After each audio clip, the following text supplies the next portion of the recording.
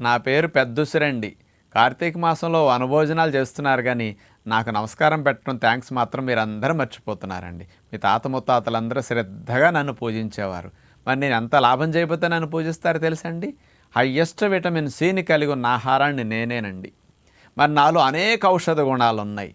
మీకు రక్షణ వ్యవస్థను పెంచడానికి, దెబ్బలు, పుళ్ళు, గాయాలైతే మాన్పటానికి, మీ లోపల రిపేర్లు, క్లీనింగ్ బాగా చేయటానికి, మీ ఆరోగ్య సంరక్షణకు నేను అద్భుతమైన ఫలితాలను ఇస్తాను. కాబట్టి నన్ను ఈ కార్తీక మాసంలో పూజింపి సంవత్సరం పొడుగునా తినమని ఆచారం పెట్టారు.